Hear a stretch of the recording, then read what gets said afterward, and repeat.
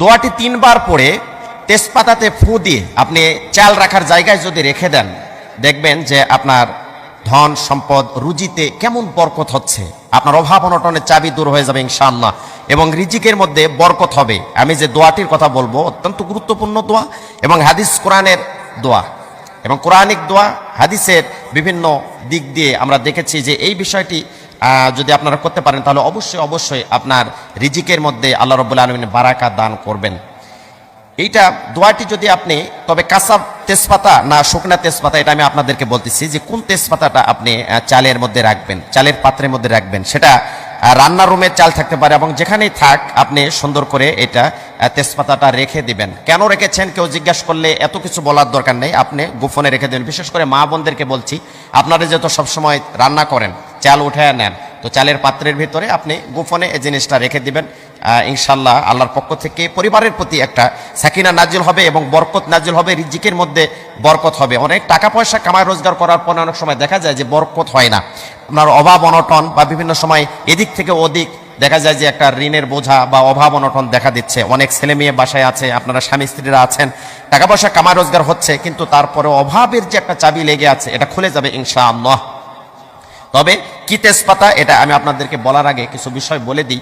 সেটা হলো যে বিসমিল্লাহ সহ সূরা একবার, বিসমিল্লাহ সহ সূরা ফাতিহা একবার এবং দরুদ শরীফ একবার আগে পড়ে নেবেন।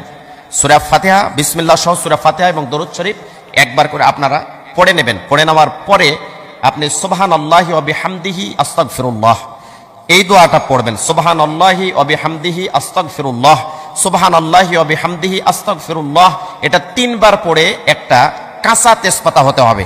আপনারা শুকনা তেজপাতা নিলে হবে না, কাঁচা গাছের পড়ে থাকা হোক আর গাছের হোক, কাঁচা তেজপাতা ফু দিয়ে 3 বার এই দোয়া পড়ে ফু দিয়ে আপনি গোপনে রেখে দিলেন।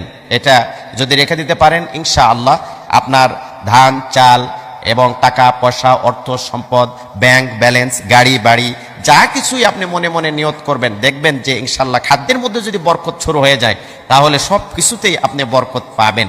এটা একটা গোপনীয় আমল, বিশেষ করে মা বোনেরা এই বিষয়টা খেয়াল রাখবেন যে যখনই এই ধরনের অভাব অনটনের চাবি লক্ষ্য করছেন আপনার পরিবারের ভিতরে, তখনই তাৎক্ষণিক এই আমলটা আপনি অবশ্যই অবশ্যই করেন। দেখবেন যে কিছুদিনের ভিতরেই আপনার পরিবারের ভিতরে একটা সুন্দর পরিবেশ ফিরে এসেছে।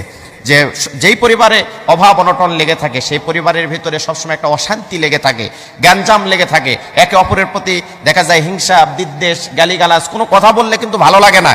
ছেলে একটা কথা বললো রাগ হলো, কারণ পেটে খাবার নাই, পকেটে টাকা না থাকলে মানুষের মাথা কিন্তু ঠিক থাকে না, মাথা হ্যাং হয়ে যায়, মাথা কিন্তু ঠিক থাকার কথা না। এজন্য বলি মা বোনেরা খুব খেয়াল করে এই দোয়া পড়ে এই কাঁচা তেজপাতাটা চাল রাখার পাত্রের ভিতরে রেখে দেন। দেখুন কয়েকদিনের ভিতরে আপনার পরিবার একটা উজালা হবে, সব অভাব অনটনের চাবি ইনশাল্লাহ খুলে যাবে। আল্লাহ পাক আমাদের সকলের পরিবারে অভাব অনটন দূর করে আল্লাহ তোমার পক্ষ থেকে সাকিনা নাজিল করে দাও।